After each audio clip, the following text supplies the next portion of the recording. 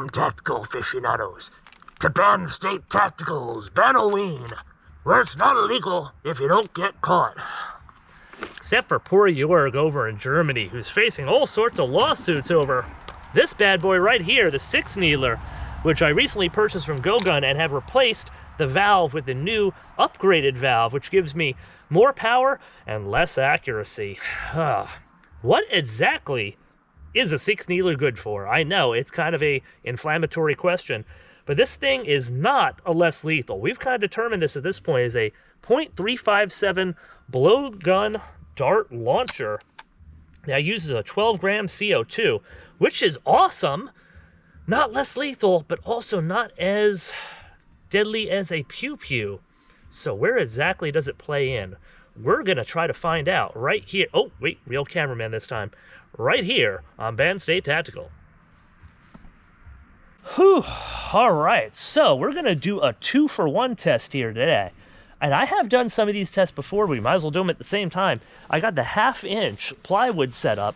We already know it goes through the 1/4-inch pretty easily. And we have the chronograph in front of that to capture the speed of these 1.4-gram steel reinforced darts.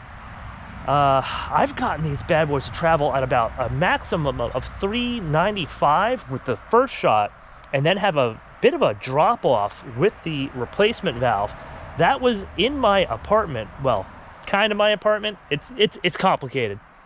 Room for rent in New York if anybody has $1,800 a month. Anyway, it is a bit cool out today, so I think we're going to be getting some lower numbers. Let's find out. And we have B-cam set up to capture the penetration of the 1/2-inch board. Penetration cam. Penetration cam. Might as well shoot single action.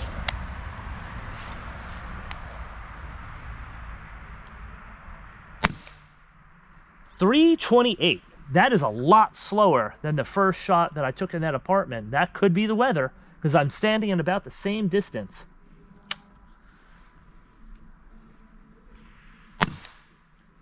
.259, a huge drop off. Still going to about the same effect though. Look at that. That's interesting. Think that's accurate?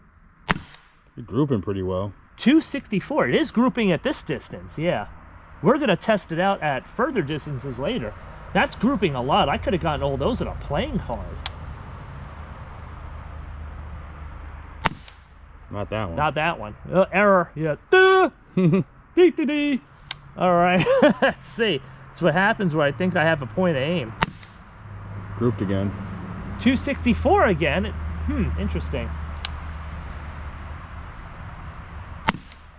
Wow, super 202. Dropped a lot. This is grouping good at this very close distance. But you know what's what I'm seeing here is that these are... Oh, wow. I didn't know that this was behind here. Oh, it's... yeah. So it's doing that thing that it does, where it pins things to other things like a nail gun.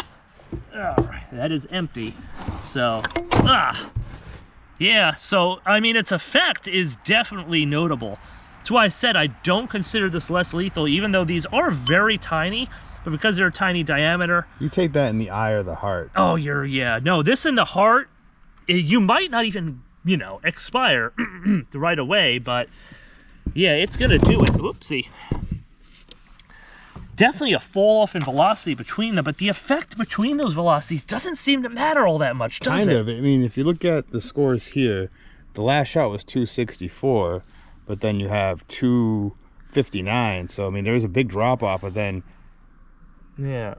But even between all that drop off, look, it's still doing the same thing, basically. Sure, this one's deeper than this one. Fine. They're all kind of gonna be... But that grouping is incredible. Yeah, well, aside from this one, this isn't too bad. Now, we're gonna test it when we back up quite a bit and see about that, because... The long range.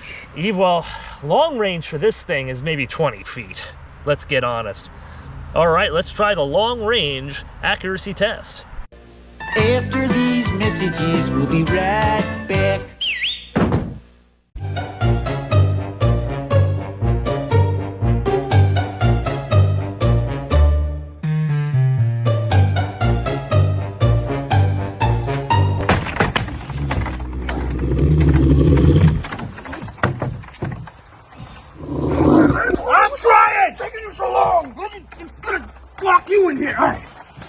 right in there. Oh, man. Oh, wow! I didn't even think they existed. Did you see what they did to that goat? I thought they just took blood. Yeah, that was Come on, fight me. sorry, Father. What are we gonna do? We have no weapons. Like, I mean, we got my cane. you want to try hitting over with the cane? Did you see that thing? What did the ghost? Is irreprehensible. Isn't it like demonic or something? Does it holy power? No. I don't think it's demonic. I think it's just a Mexican goat eater. Mexican? You mean that thing's not American? It's not American. What you got, Father?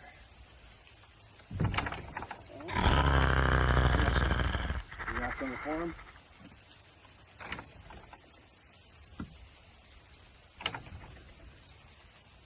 Yeah, hello, is this ice? Wonderful.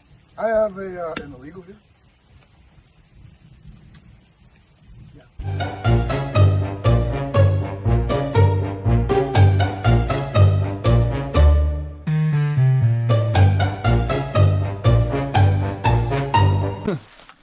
Okay. So if we done some pre-measuring here, we done did it. So if I'm standing in this tire, that door is exactly, was it 27 feet away? Yeah. All right, it feels less to me, but yeah, 27 feet away. So got a new 12 gram. And of course, our 1.4 gram arrows. I am gonna fire all this in double action and see if we can get towards center mass. To on our something zombie that is silhouette. zombie silhouette, something that is roughly humanoid shape.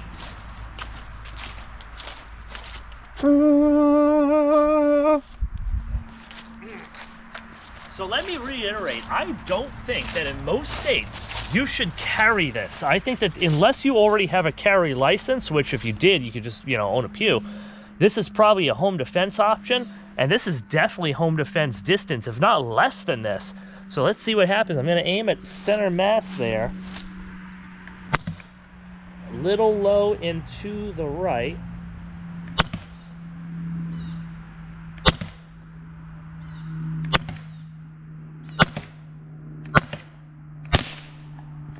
There we go.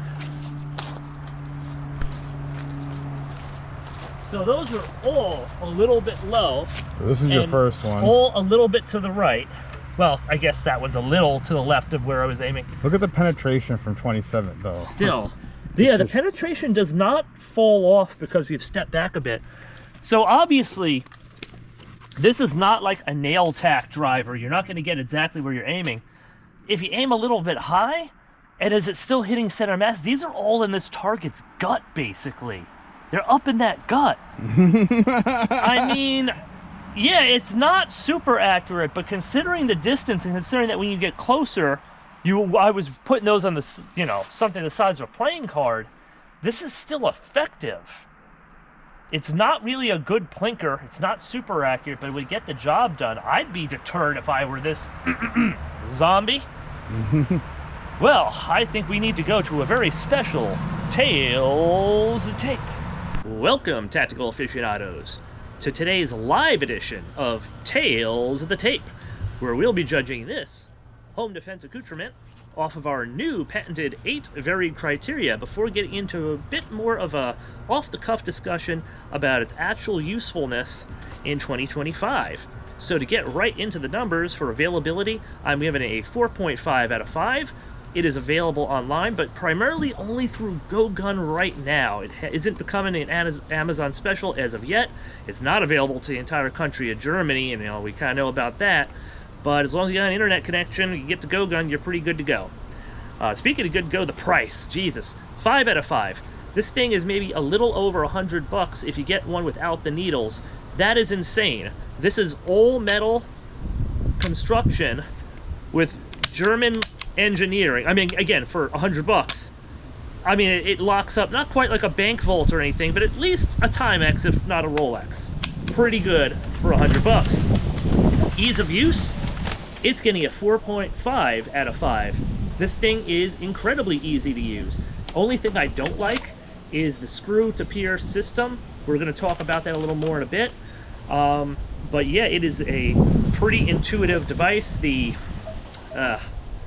well, front sight there, I'll point out myself, that front sight is way too chonky, but I think that they knew that the, well, we're going to talk about the accuracy in a minute. Capacity, well, it holds 6 rounds, well, darts, so I'm going to give it a 4 out of 5. This is where things get interesting, the reload. This only counts if you have gone and purchased another one of these cylinders from GoGun, which you can do and which I might do, at which case the reload basically becomes dropping that loaded cylinder in. In that case, I'm going to give it a 4 out of 5. I think that's pretty damn good. Also, those darts stay in there very well, unlike the ammunition in certain other items, Rex. Here's another good category that you might not have expected right off the bat. Reliability. Well, boy, are you lucky that I added reliability to Countdown, because it's getting a 4.5 out of 5. Once you learn the trick about recessing the darts a little bit further into the chambers there to stop the binding issue that could come up, once that's understood, this thing has not failed me. It goes boom every time. Unlike some items, Rex. Accuracy. Well, we're getting a bit of a lower score here. I'm going to give it a 3 out of 5 because it has decent accuracy when you are close. I was getting these on something the size of a playing card, but I was about 10 feet away to make sure I didn't hit my chronograph. When we backed off to 30 feet away, well, I was able to hit a zombie-sized target, but not with any real ability to group. That's not entirely, unexpected, but I'm still going to kind of put it in the middle of the pack with 3. And last of all, the lethality scaling. Another interesting one. This could get higher if it were presumably less lethal. For example, I think that the Pastel X68 is probably getting a 5 out of 5 for effectiveness, which is not lethality, but this is not a less lethal. I don't care how it's being marketed. I don't believe it's a less lethal, especially now that we have the upgrade valve in there, which is, what's giving me these numbers. That's where I'm judging both lethality as well as the accuracy, because it affects both of those. One of them positively, one of them negatively. So what do I think about this as a lethal weapon? Well, what I have to say about that is it is, but only at close range and only with certain kind of shot placement. Unless those darts happen to hit something vital, it's not lethal, at which point it is just kind of a deterrent. Might fall into less lethal there. It's really kind of muddy water, and that's something we got to talk about. So out of 5, I'm going to put this in the center. I'm going to give it a 2.5 out of 5 because it certainly can be lethal, but there are many things out there that are considerably more lethal. So as a total, the 6 Needler from Germany is getting a 33 out of 40. 33 out of 40. Hooah. 33 out of 40 is not bad at all. Please excuse the wind. I am filming this on November 1st. Halloween has come and gone. All the little ones are getting the hell out of my yard, and I gotta clean this stuff up. But do we think that the 6 Needler cleaned up enough in its ranking today? Well, let's take a minute to discuss exactly what this is. This falls into a very unusual category of alternate arm. It's not less lethal. It is lethal, but it doesn't necessarily have a lot of what we would call stopping power. I don't have a category for stopping power because it's kind of an enigma. It's very difficult to actually judge that. You still have the 9mm versus the 45 ACP fanboys going at each other till this day in the actual firearms community, and they're still not coming to a real conclusion. Kinetic force, again, like something like the Pastel, I feel is going to have more of that stop react, but a lot of that stop react is actually based on psychological stops. Unless you put an actual freedom seed through something really vital, most people aren't, zombies aren't going to stop. And again, this can hit something vital, but it's with such a tiny diameter projectile, literally a needle, that it's really, I think, going to come down to the psychological element, which leaves it in a kind of weird place for me. Like, is this a is this a rage-infested zombie? Is it imbibing into devil's meth? I don't know. If it is, you could have a problem. If it's a more functional zombie, it should kind of take the hint and probably retreat after catching one of these things right here. But again, we have an item here, marketed as less lethal, which I think is a little untrue in most circumstances. I believe Yorick himself said that if you shoot it at more of a distance, I don't know if he means 23 feet, 30 feet, that it would bind the muscle to the bone. This is something he said. And although that's certainly true, we've also seen it go through, you know, 1/2-inch plywood. We've seen it go through coconuts. And granted, sure, things like this can eventually crack the coconuts, I get it, but just considering what a low joules power this is, even with the replaced valve, it's still only 10 joules, I gotta consider it lethal. That doesn't mean I don't like it. One thing I really don't like it for, which a lot of people are marketing it for, is a carry option. Now, I actually have on me right now, a little item which I call the Darth Umarex, which started its life as an Umarex HDP 50 compact. I've removed the shroud there. We can see there's actually a 50 caliber pepper ball loaded up. This thing is really small. It's got an 8-gram CO2 and a punch cap, and it can fit right in a pocket. Compared to this, while it's certainly not too much bigger, it's kind of bigger where it counts. It has a cylinder, so it's going to be a little bit thicker, but most importantly from a carry perspective, which is why I was judging this as a home defense accoutrement, not a carry, this twist to pierce manner, oh man, it's the worst of the 3 options. We have pull to pierce, which is right now exclusive to Burma, and now one other Umarex, which we're going to talk about, one that just came out and is just kind of in its early stages. They've got a whole other video about that one.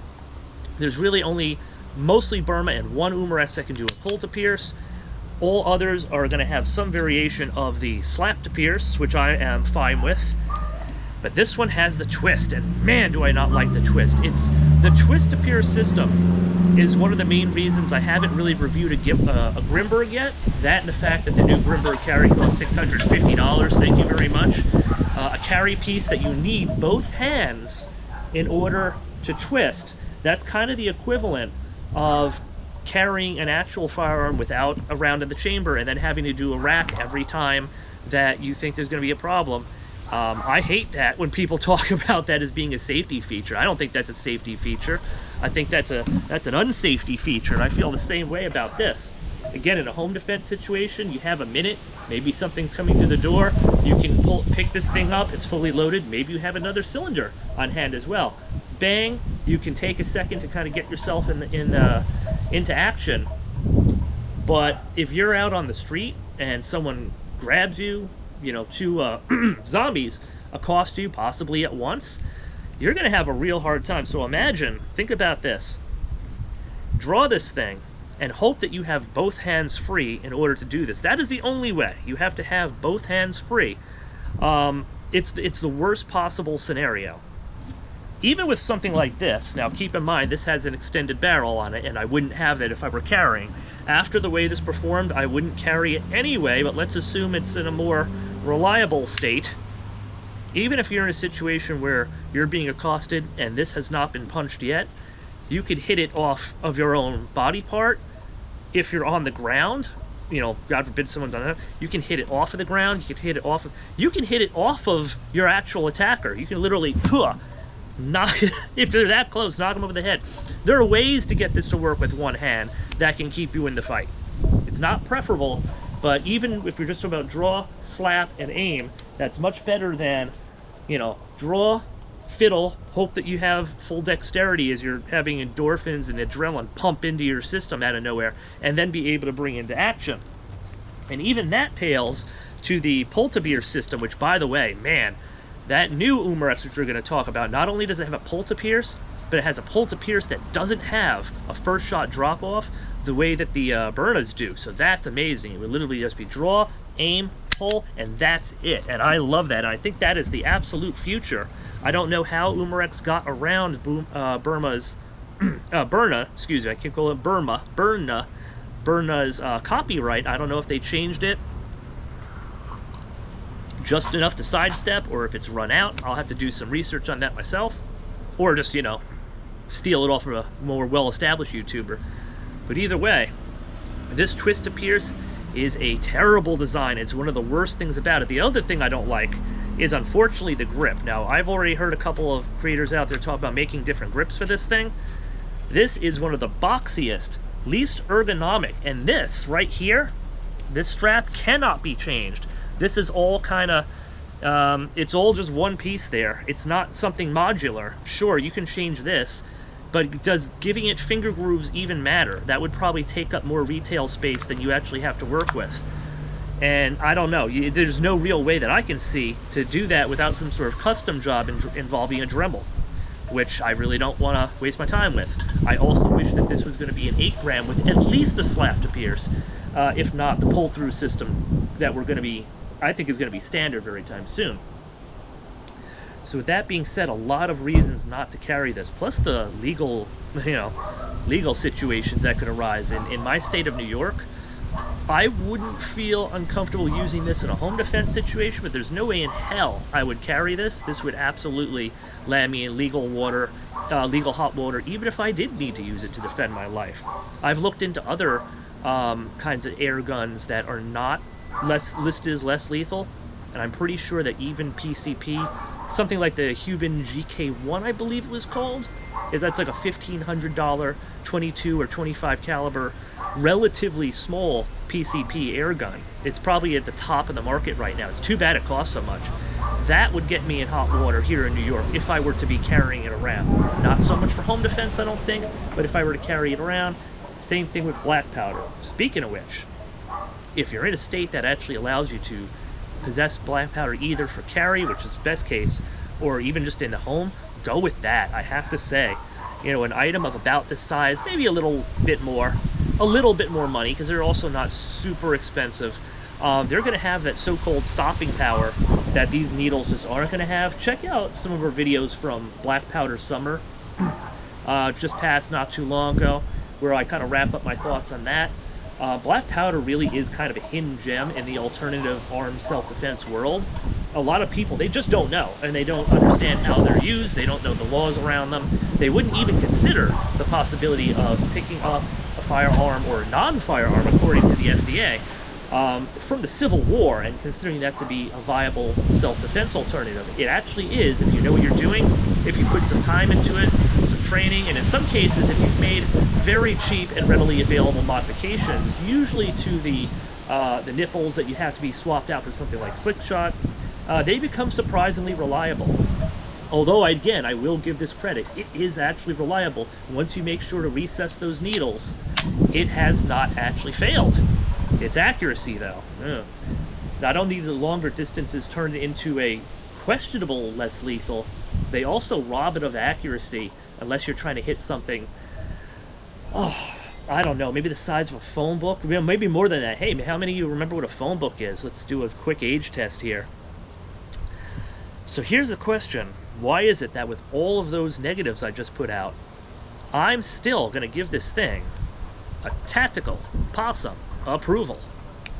Yeah, that's right. I do believe that this is tactically possum approved. I just think it gets there in a somewhat different way. And to me, an item like this that you can purchase for $100, which is nothing these days, that has this kind of build quality, this just second kind of cool quality to it, this interest, this kind of mystique, and the fact that it functions pretty much every time you pull the trigger despite some of its shortcomings, I think that's worth a buy right there, even if you don't intend to actually use it in any kind of self-defense scenario. Maybe keep it loaded up as a backup for home defense. It is reliable. I wouldn't carry it, and I would always have a couple other tools on hand. But I think for its price point, even if I never intended to use it, even if I was just going to keep it in the box, I'd pick one up for $100. Why not? You can't get any kind of build quality. These two, this one here, Umarex, this was about $130, I want to say, on Amazon. Add on a tuning barrel, it's getting close to, $180, $200. Almost double. And would I take this over that? No, its reliability is terrible, I'm finding. Some people have kind of argued with me about it. I'm having some issues with the magazines. It just received, what did I call it? The negligent discharge dodo for having 3 negligent discharges in one video after the magazine would bind up you know, while it was gassed up, and every time I take it out, boom. And we even freeze framed, had my finger away from the trigger, something is pushing back in a detent and it's just going off by itself.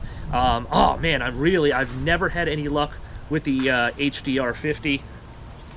I've had more luck with these. By the way, I'm going to be doing a review and a customization of a new one that didn't get thrown in the fire and doesn't hate sand.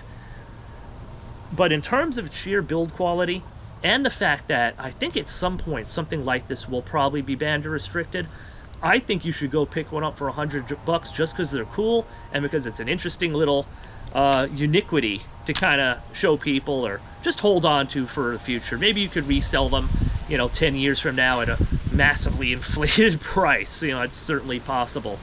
If anything, it would definitely be this one because I feel like it's maybe one instance, you know, one accident or misuse away from being banned for good. Anyway, we got one more Ban-O-Ween special for you. And yes, the 6-needler is going to put in an appearance. So is this guy and this guy, as we do our first ever live zombie shoot to see how many times we can hit the brain. Cue the sound clip. Now I gotta start putting this crap away. Well, anyway, until next time, I've been Damien Darko. Ban Stay Tactical, where it's not illegal if you don't get caught. Zombies falter every night.